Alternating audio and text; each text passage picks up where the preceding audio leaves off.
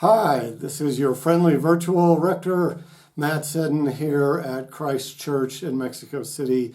And in this short video, what I want to do is answer a question that I commonly get from people after they hear my sermons or read my sermons. And the question that I commonly get is, do you pick the readings? Because I preach off of readings from the Bible.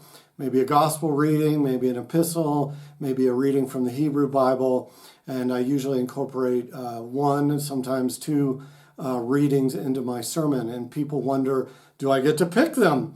Because sometimes the text is really perfect for the time and the issues that are going on in society, and I deliver a sermon and everyone thinks, wow, that really worked, that text and that sermon. But other times they wonder, am I cherry picking my texts? Am I sitting down, thinking about what I want to say, thinking about what happens in the world, and then cherry picking a text that'll work perfect for it? The simple answer to that question is no, I do not pick the text that I preach from on Sunday. I do not pick the text that we read in church on Sunday. In the Anglican Church, we follow something called a lectionary. And a lectionary is simply a list of what readings you do in a church service on a given Sunday or a given day of the week or a given day when you are celebrating a saint or a high holy day. And our lectionary is predefined and pre-given to us. And so I have no choice. In fact, I am required by the Anglican and Episcopal Church to follow this lectionary.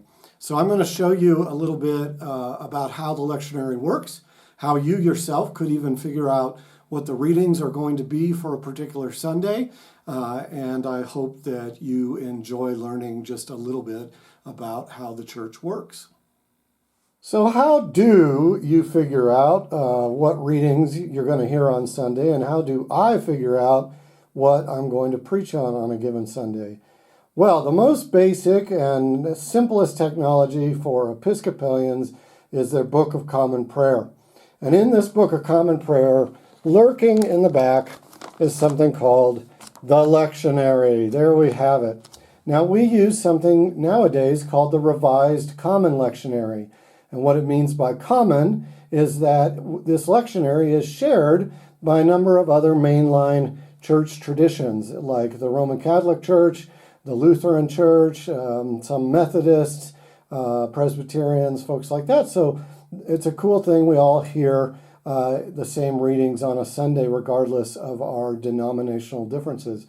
Now, if you can really use this, if you just turn the page, there's this concerning lectionary here that will actually give you all the instructions about how to figure out what to do and figure out what Sunday. But essentially, it's a 3-year lectionary, year A, year B, and year C. And the idea is across these 3 years, if you go to church every Sunday, you are going to hear the vast majority of the Bible.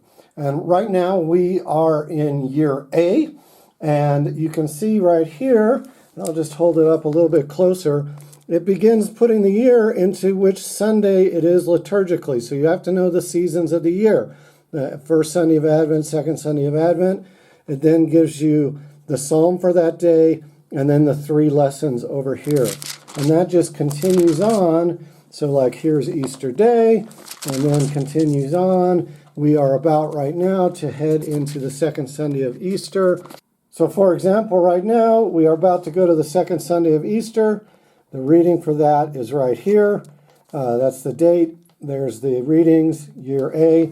If it was a different year, here's lectionary C, we'd be in a different year. So that's how you can do it the old-fashioned way if you have a relatively recent Book of Common Prayer that has the Revised Common Lectionary in it. But I'll tell you a secret. There is actually a much easier way to figure out what the readings are if you happen to have a computer and internet access. Surprise, a lot of people have put together some really nice websites that will tell you what the readings are. And so I'm going to show you the one that I use most often, and I will put a link to that website in the comments of the video. So as I've mentioned, there's a way you can cheat and not have to use your book and figure out all the dates and all that sort of thing. You can go, if you're an Episcopalian or an Anglican, you can go to this website called the lectionary page. And on it, this is the main page, I'll put the link to that. You can go down here to the 2020 liturgical calendar, and lo and behold, up pops an actual calendar. Really easy to see. Days of the week, days of the month, everything like that. And you can see how it gives the name of each Sunday. And so for this Sunday, let's work all the way here through Lent. We are coming up on the second Sunday of Easter, April 19th. So if you want to see the readings for that, you just click on it. Voila, up pop the readings, even the collect for the day, which is the prayer for the day. And there you can just find the first reading, the psalm, the second reading, and the gospel. So I'll be honest, that's what I use most often because it's nice and simple. So that's it in a nutshell, how I pick the readings, or actually I don't pick them, how I find out what readings are going to be on a Sunday that I'm preaching. I don't get to choose them. I just have to use what's in the lectionary. Sometimes I think about the things going on in the world and I look at the readings and I go, this is great, this is perfect. And sometimes I think about the things in the world and I look at the readings and I go, what am I going to say? But I don't get to choose. I don't get to cherry pick, and that's what I have to do. Now, I'll give you a very simple overview. It can get actually much more complicated, the Revised Common Lectionary, after we get out of these festival seasons, like the Easter season actually has two different tracks. One follows just continually reading through certain books of the Bible, and the other one tries to pair readings so that they reflect and speak to each other. Things can get complicated if you want to celebrate a saint. You have to figure out when you can do that, and we have readings for those saints as well, and there's online resources for that. If there's a fancy feast day, then you have separate readings for that.